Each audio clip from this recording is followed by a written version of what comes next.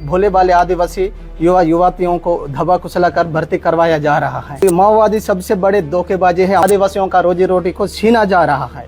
इस माओवादियों को जड़ से मिटाने से हमारे क्षेत्र और जिला और बस्तर पूरे राज्य अच्छी तरह शांत जिंदगी। माओवादी ने खुद एक खत लिखकर लोगों तक ऐसी अपील की है कि माओवादी सदस्य में क्या कुछ चीज़ें उनके साथ होती है, उनको क्या कुछ चीज़ें दी जाती हैं।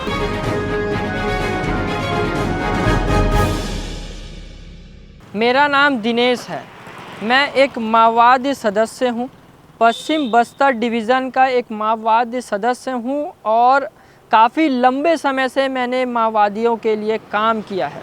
ये किसी और के शब्द नहीं, एक माओवादी के शब्द हैं जिसने आत्मसमर्पण किया है और प्रेस ब्रीफिंग के माध्यम से लोगों तक ये चीज़ पहुंचाई है कि मुझे ऐसा लग रहा था कि मैं अपने लोगों के लिए लड़ रहा हूं, मगर अब ऐसा लग रहा है मैं अपने लोग के साथ ही लड़ रहा हूं।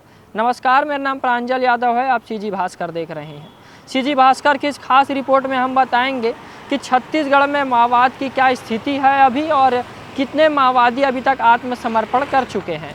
एक नया मामला फिर से सामने आया है जहाँ माओवादी ने खुद एक खत लिखकर लोगों तक ऐसी अपील की है कि माओवादी सदस्य में क्या कुछ चीज़ें उनके साथ होती है, उनको क्या कुछ चीज़ें दी जाती हैं। एक दिनेश नाम का एक माओवादी सदस्य ने आत्मसमर्पण किया है। उसने साफ बताया है कि हमें जल जंगल ज़मीन के नाम पे भड़काया जा रहा है और हमें माओवादी संगठनों में शामिल किया जा रहा है, मगर वहाँ जब हमारी हालात आप देखेंगे तो बद से बदतर होती है।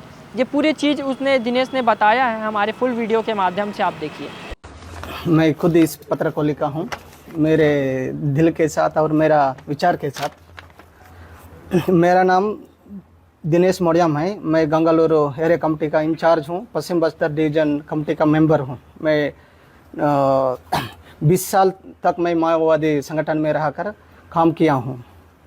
इसमें मैं रहकर कुछ सोचा हूँ भी, आदिवासियों के हित के लिए लड़ रहा हूँ करके, लेकिन इसमें कुछ अलग है विचारधारा। इसलिए ये बड़े लीडर लोग मेरे भोले भाले आदिवासी युवा युवतियों को धबा कुचला कर भर्ती करवाया जा रहा है। इसमें जल जंगल जमीन के नारों से प्रेरित करके आदिवासियों को ही भड़का रहे हैं। इसमें और इसी आदिवासियों के साथ इंचा करवा रहे हैं। ये माओवादी सबसे बड़े धोखेबाजी है, अमानवीय विचारधारा के साथ है और इस जल जंगल जमीन पर आदिवासियों का शोषण करते हुए हकीकत में मैं देखा हूँ भी, हकीकत मेरे सामने वो कर रहा भी है कि आदिवासियों का रोजी रोटी को छीना जा रहा है। उन्हें बड़े बड़े ठेकेदारों से उनका मतलब है उनसे वसूलना और उसका वो वसूल के पैसा उनके हिसाब से खर्च करना है। और गांव में आदिवासी विकास चाहते तो उस विकास कार्य योजनाओं को प्रतिबंध लगाना है, लगाकर हमारे आदिवासियों को, गरीब आदिवासियों को पूरा दबा कुचला कर गुलामी रखना चाह रहे हैं।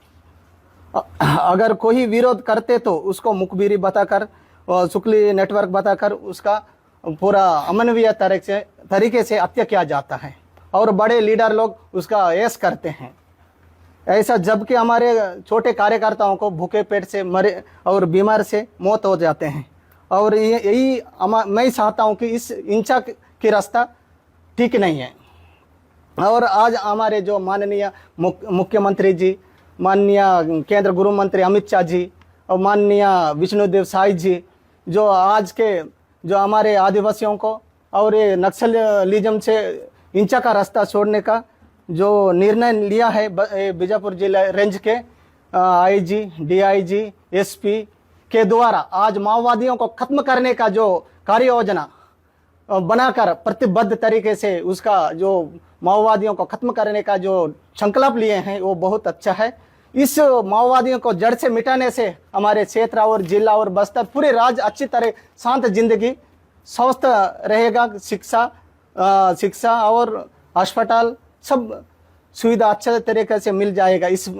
इसीलिए मैं मेरा आशा करता हूं कि मैं अभी माओवादियों से मतलब मैं पहले भटके हुए थे, मैं जंगल में गुजराता था, मेरा जिंदगी पूरा सत्यानाश हो रहा था।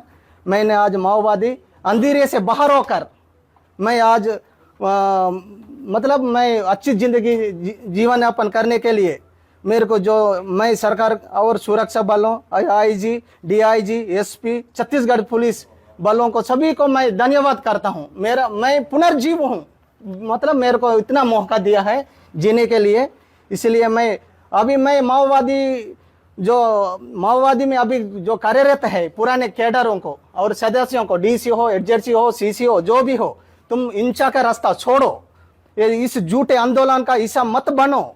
सरकारी पुनर्वास नीति का जो लाभ लेने के लिए तुम जंगल से बाहर आओ, समान जिंदगी जीने के लिए तो यहाँ आत्मसमर्पण करे। जो केंद्र सरकार और राज्य सरकार, जिला सरकार जो अभी मौका दे रहे हैं, पुलिस प्रशासन भी उसका लाभ लेने के लिए आकर पुनर्वास नीति के अंतर्गत तुम जीने के लिए यहाँ आ जाइए। इस जंगल से बाहर निकलो, हिंसा का रास्ता छोड़ो।